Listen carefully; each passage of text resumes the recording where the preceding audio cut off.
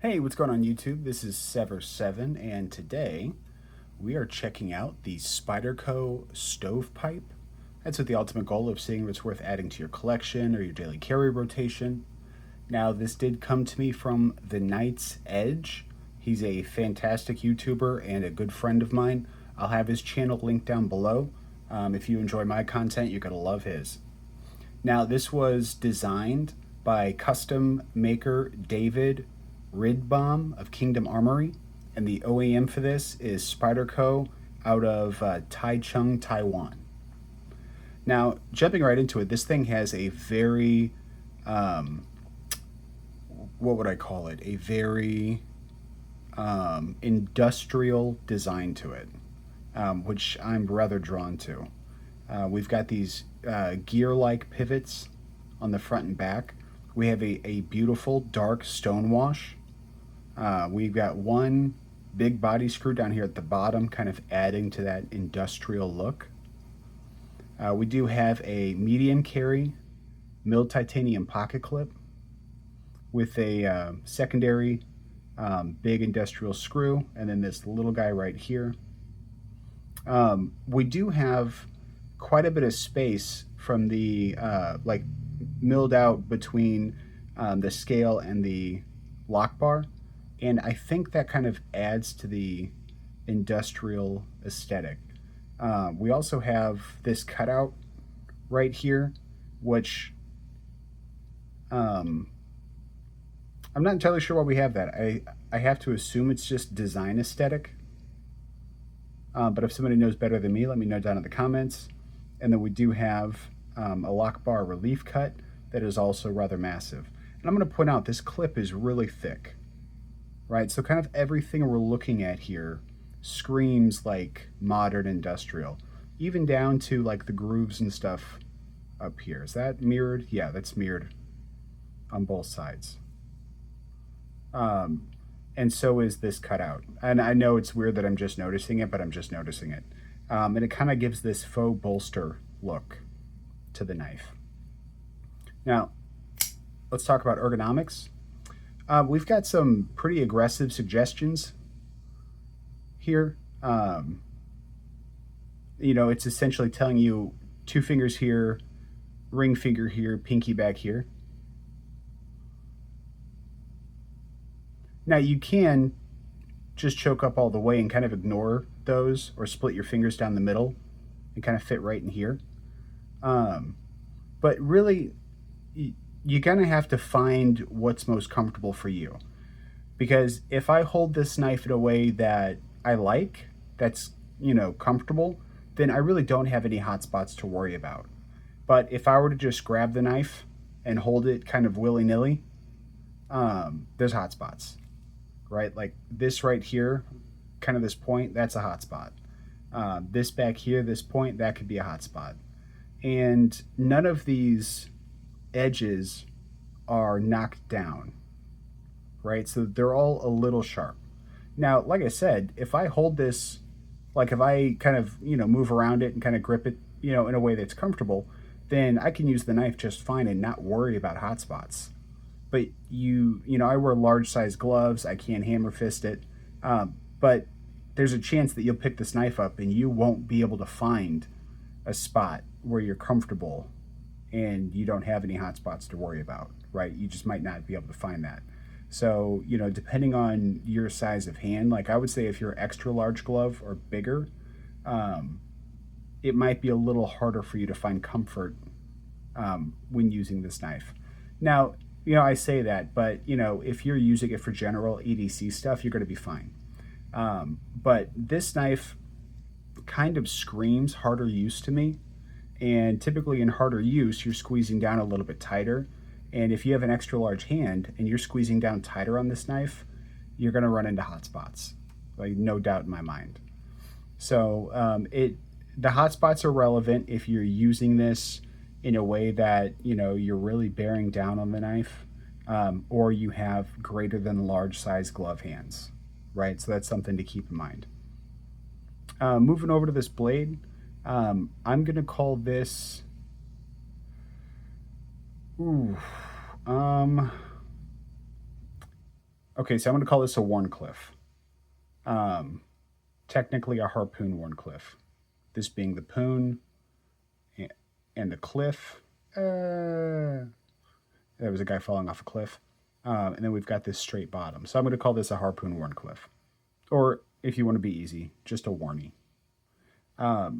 So we've got a really nice hollow grind for the bottom half. So it's a short hollow. And then we are substantially more robust towards the top. And you can see that kind of playing out right here, where we are very robust, very thick, and then we taper down to a hollow. Now, my time using this knife, it's been fantastic for utility cuts. It's been fantastic for like draw cuts. Opening boxes has been a delight. But because of where the tip's at, you can also do like really precision oriented stuff. You know, the tip is so far below the pivot that it's easy to get down to the, you know, whatever the surface you're cutting is, and do I'm not even going to do it on this because it'll tear it up. But do really precise, really meaningful cuts. But you can also just plunge it into a box and cut it open.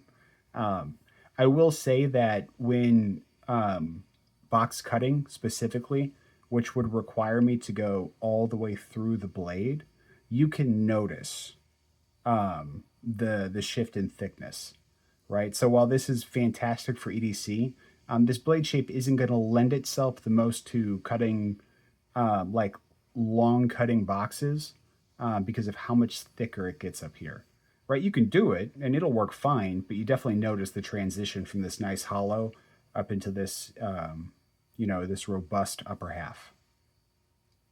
Now we are rocking CPM 20 CV. Spyderco has a fantastic heat treat. We have the logos for the maker, Taichung, Taiwan, and then of course we have the Spyderco. It says Spyderco here, and then we have the 20 CPM 20 CV. So they have a lot of stuff here, like a lot of stuff going on, but they, you know, they have their logo out, which I'm a fan of. I like their logo. And then they have the designer's logo, which, you know, support the designer. I'm fine with that. And then they have all the business stuff that is less interesting, kind of tucked away. So while it is a lot of billboarding, I think they did it tastefully enough that it's fine. Yeah, I've got no real issue with that.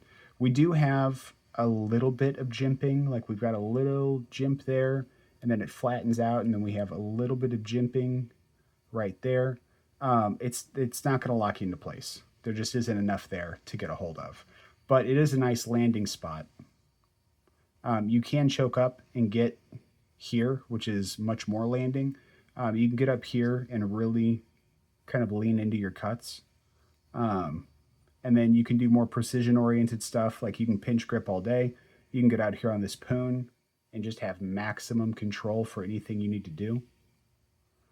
So overall, this blade shape is a combination of functional and stylistic, right? And I actually like that a lot. It has great EDC capabilities, but they didn't sacrifice the style, right? I love the way this blade looks. I actually love the entire profile of this knife. I think it looks absolutely fantastic. One of my favorite looking Spydercos for sure. All right, now let's talk a little bit about this action. So we have a little bit, we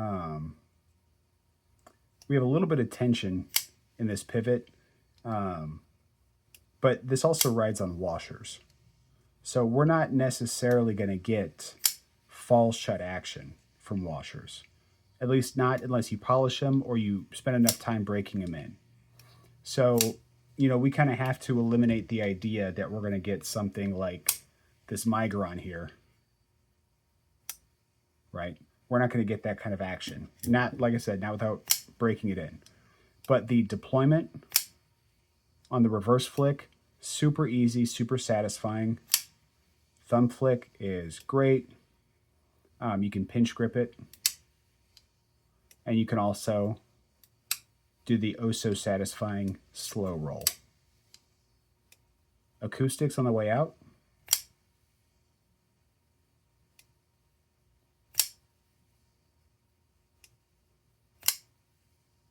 Snappy and satisfying. Not the best acoustics I've heard. It is a little dull. And then the acoustics on the way down are essentially non-existent. But it gets the job done, and it's easy enough to deploy, and it gives you enough acoustic feedback that it's still super fidgety. And then just as time goes on and you fidget more with it, those washers are going to break in, and it's just going to get smoother. And I will say, broken-in washers have a more premium feel than bearings do, because broken-in washers get super smooth, super glassy. You can feel the friction, but it's so small that you really get like that hydraulic kind of slow controlled drop that bearings can sometimes offer, but only if they're done really, really well. Like if you have skiff bearings and the weight of the blade is just right. Whereas this, the more you use the washers, the more they break in. And once they're broken in, that's it. The action isn't going to change. So I will say that you have to work for it. But anyone who's spent time with washer knives and has actually broken them in or polished them knows exactly what I'm talking about. All right, so a few specs. Overall length, we're looking at 6.75 inches. Blade length is 2.78 inches, and that gives us a blade to handle ratio of 0.7. I always say anything 0.7 and above is acceptable. The closer we are to 0.8, the closer we are to that Shirogorov look. And I, for one, am a big fan of that. Although, while the blade and handle look lopsided, I still really enjoy the aesthetic of this knife. I wouldn't extend the blade at all. I actually wouldn't change the silhouette for anything. I think it's a very handsome looking knife, and it looks like they gave us quite a bit. Now, it's a little deceptive because it comes really close to the backspacer down here, but the backspacer is not maximized. We've got a big chunk of space down here. Realistically, if they would have put that backspacer all the way down, they could have squeezed in, I would say, another 1/8 of an inch. So, I mean, they could have, but I'm happy they didn't. Because this silhouette, like I've stated a million times, it just looks really, really good to me. So in this case, I would say the blade to handle ratio is already just about perfect. Now, size comparisons up against the milled aluminum Civivi Brazen, the third best Civivi ever made next to the Visions, and then up against the real steel Sylph. So we're coming in about 1.5 inches smaller than the Brazen, and maybe a quarter, maybe 1/2 inch smaller than the Sylph. And then my favorite budget knife of the year so far, the Migron Gotov. And we are pretty darn close to neck and neck. So while this knife does carry like a larger knife, because of how tall it is, I mean, if you compare it, you could almost hide the Gotov behind it. Yeah, you can hide the Gotov behind it completely. It's not a very long knife, so it still carries big because of its closed profile. It's got a lot of blades still sticking out, right? So it carries like a big knife. It just happens to be, 6.75 inches. All right, so what's the price on this bad boy? Oh, and the weight's 4.9 ounces. I almost forgot. So it is hefty, right? Because you got, 2.78 inches of blade, but you're looking at almost 5 ounces of weight. So a lot of material here and 0 milling on the inside for weight relief. But once again, I think that was a good move because this thing feels like an industrial tool. Like, regardless of the blade geometry, like I could see somebody on a construction site or, working in, doing like airplane mechanics or whatever. just insert industrial hard, hard working job. And I could see this knife being what people pulled out of their pocket. So as far as the price, we're looking at roughly $420 for this Spyderco. That is a tremendous amount of money. And, we're talking full titanium 20 CV. So like pound for pound, is this a good value? No. No, it's not. 425 bucks. I know it's made in Taiwan, but a lot of that price is coming from the Spyderco markup. We have companies like Concept that will deliver titanium in 20 CV for 180 bucks, right? That's like that's like a third of the cost, nearly, a little less than that. But yeah, this is not a high value knife. Now, okay, so, what would I like to see changed about this knife to justify 420 bucks? American made. Yeah, if this was made in the US, then I would have zero problem with 420 bucks. Spyderco has an awesome heat treat. You can rely on their steel. We know that the best made Spydercos physically the best made do come out of Taiwan. So there's a lot of, reliability in the build quality here. But I see this being like a $350 knife all day. Even considering it's Spyderco, even considering that it's made in Taiwan. If they wanted me to pay 420 bucks for it, it needed to be USA made. And then I wouldn't have questioned the price at all. Now, with that being said, do I think this is worth the buy? Well, not every knife, like I've mentioned in other videos, not every knife is value driven. I mean, you can buy a custom knife for $2,000 and it will perform the exact same as, say, a Wee knife that costs 350 bucks. Now, yeah, there's different blade steels, and we all know that customs are custom made, so it's going to cost more. But if you're looking for like value to dollar, then customs don't make any sense at all. I mean, maybe, I think Sebenza might be like the highest price to quality ratio that you could really justify. Anything beyond that's excessive, right? And I buy those excessive knives, but there's a certain point where like you're not getting the most value per dollar. And a lot of us are willing to still buy those knives. This knife is going to do most everything you want it to. The build quality is absolutely fantastic. It was made in Taiwan. This knife is a joy to use, right? And if you love the aesthetic, it is quite handsome to look at. I love the look of this thing. Some people might think it's goofy or ugly, but it reminds me of a pug, and I like pugs. So, we've got the smushed in face, we've got those big round eyes. Yeah. So, I mean, if you're not worried about maximizing the value per dollar, and you love the way this looks, and you kind of view it the way I do, where it looks like a chubby pug that isn't so chubby, it's kind of lean and muscular.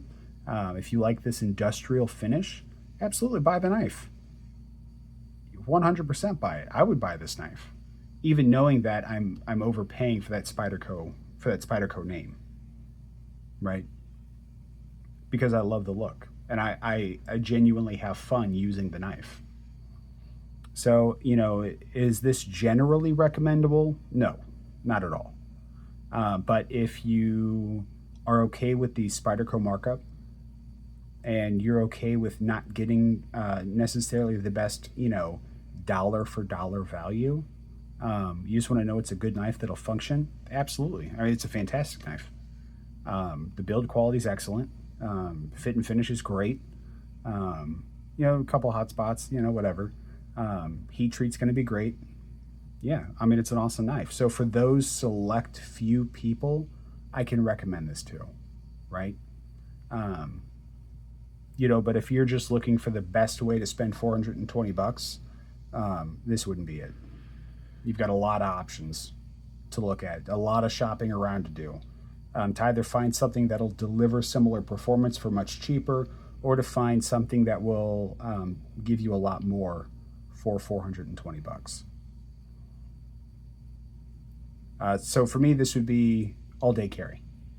It's just fun to use. I think it's just a delight to carry. I love this thing. It feels hefty, but it's not, you know, big and intrusive. Um, yeah, and I get a smile every time I pull it out of my pocket and I flick it open and I look at it and I'm like, man, this thing's a freaking chonker. So tell me down in the comments though, is this something that you would add to your collection? Would it be a daily carry, or did this knife just miss the mark for you completely? I'm really interested to read your thoughts. Now, if you liked the video, hit the like button. Please don't forget to subscribe, and until the next time, guys, peace.